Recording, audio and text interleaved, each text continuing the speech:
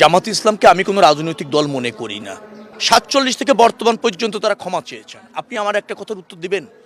এদের জন্য তো আমাদের দল কিছু পদক্ষেপ নিচ্ছে। যারা মেয়েরা আছে তাদের জন্য ফ্যামিলি কার্ড করা হবে, বয়স্ক ভাতা, বিধবা ভাতা, এই জায়গাগুলি তো আপনার আরও বেশি প্রসারিত করবে বিএনপি বলেছে। আর হচ্ছে কর্মসংস্থানে ব্যবহার করা। কর্মসংস্থান যদি ব্যবস্থা আপনি করতে না পারেন তাহলে আর্থিকভাবে তো সচ্ছল হওয়াটা কঠিন।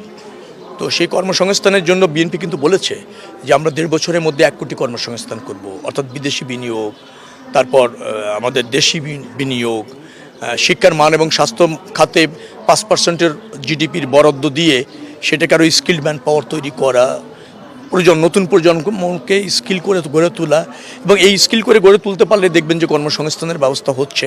হ্যাঁ, কিছু মানুষের জন্য তো আমাদের থাকবে, সামাজিক সুরক্ষা খাত যেটা আছে, এর আগের সরকার যেগুলি খরচ করেছে ১,২৪,০০০ কোটি টাকা, সেটা দলীয় বিবেচনায় ব্যবহার হয়েছে।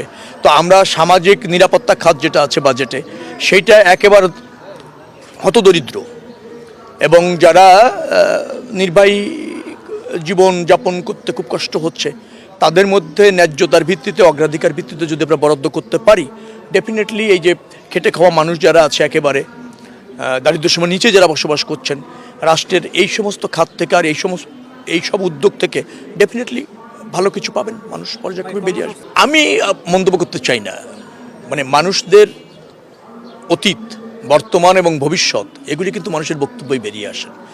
যারা জন আকাঙ্ক্ষা ধারণ করে রাজনীতি করেন না, যারা বিদ্বেষ সৃষ্টির জন্য রাজনীতি করেন, যারা এই দেশের স্বাধীনতা, সার্বভৌমত্ব এবং মানে বহুত্ববাদ যেটাকে বলা হয় গণতান্ত্রিক ব্যবস্থাপনায়, সেখানে যাদের অঙ্গীকার নাই, যে রাজনৈতিক দলের যদি বলেন মূলনীতি, ঘোষণাপত্র অস্পষ্ট, কখনো শরিয়া আইনের কথা বলা হয়, আবার অন্যদের কাছে গিয়ে বলা হয় না শরিয়া আইন আমরা করব না, এটা বিভিন্ন চারিতার দ্বিচারিতা বললে ভুল হবো, এটা একটা রাজনীতির নামে প্রতারণা করেন।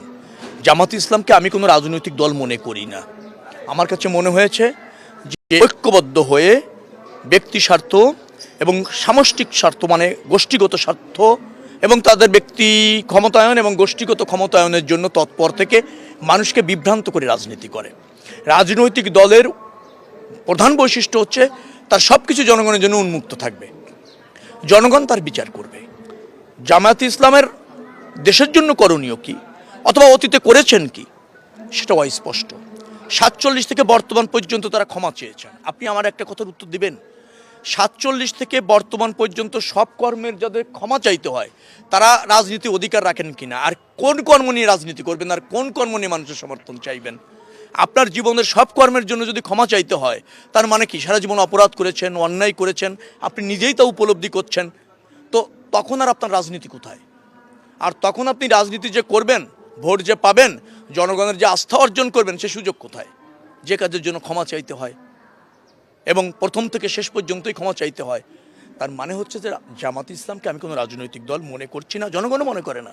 তারা মনে করে ওই যে বললাম, একটা গোষ্ঠীগত স্বার্থ উদ্ধারের বিপুল সংখ্যক মানুষ ঐক্যবদ্ধ হয়ে, শ্রেণীভুক্ত হয়ে মানুষকে বিভ্রান্ত করে ক্ষমতার অংশ হতে চাইছেন, অথবা ধরেন সুযোগ সুবিধা, ব্যবসা বাণিজ্যর নিয়ন্ত্রণ করতে চাইছেন এবং করেনও তারা তা।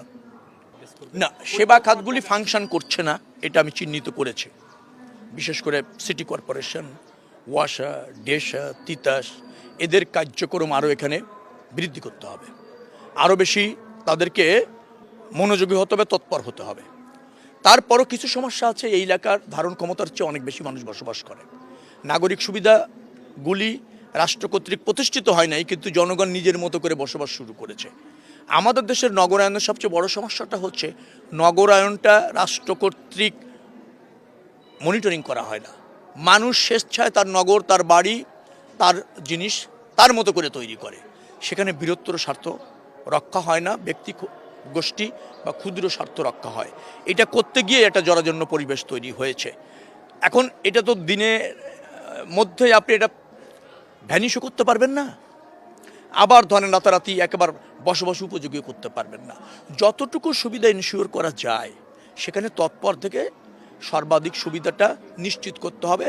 আমি প্রতিনিধি হলে সে ব্যাপারে আমি সজাগ থাকবো, সক্রিয় থাকবো এবং অঙ্গীকারাবদ্ধ। না, সে চাওয়ার এখনো সুযোগ হয়নি।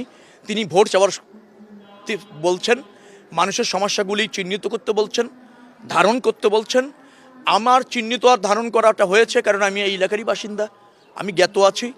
ডেফিনেটলি বিএনপি সরকার গঠন করলে অগ্রাধিকার ভিত্তিতে বর্তমান বিএনপির চেয়ারম্যান জননেতা তারেক রহমানের দৃষ্টি আকর্ষণ করে অথবা তিনি সরকার গঠন করলে ওই সরকারের সর্বাধিক তৎপর এই এলাকার মানুষের সুবিধাগুলি নিশ্চিত করবার জন্য থাকবে, সে ব্যাপারে আমার জোরালো ভূমিকা থাকবে।